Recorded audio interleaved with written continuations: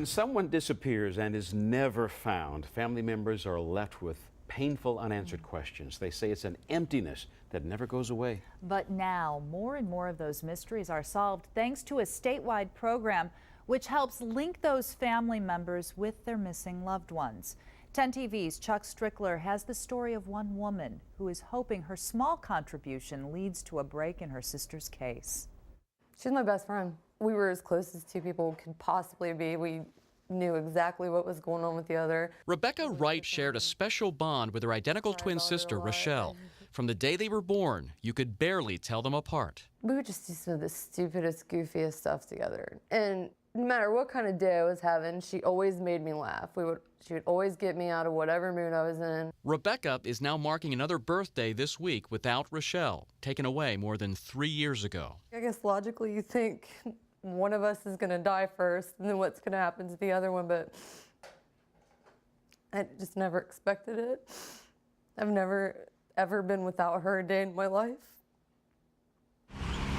Rochelle went fishing with her fiance and cousin on a summer night in 2010 on the Scioto River, just south of Route 665. She waded into the water and was suddenly swept away. I knew something was wrong. It's the worst phone call in the world.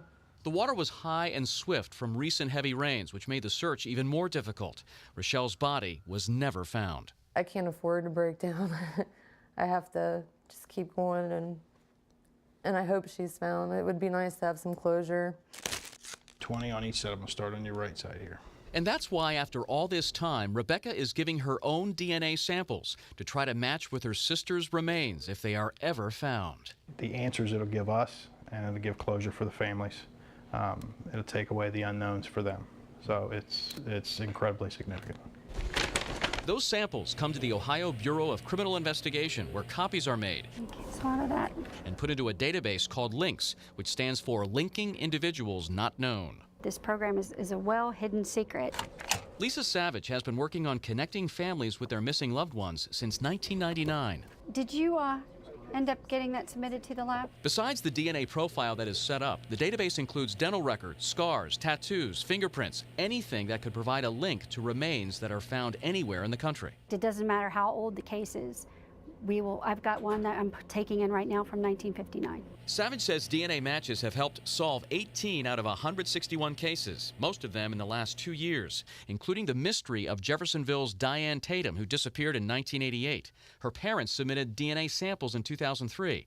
This year, 10 years later, a positive match was made with unidentified remains found in Michigan. I always think about, what if I was that parent? What if I was, I would want somebody to help me, and I try to go out of my way to make sure we do everything we can possibly do for these families. Now it's a waiting game for Rebecca and her family. It gives me more hope to step in the right direction. I know she's my guardian angel. She's never far away from me. Chuck Strickler, 10 TV News.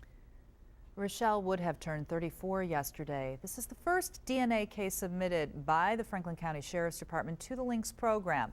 To find out more about it, just head to our website at 10tv.com.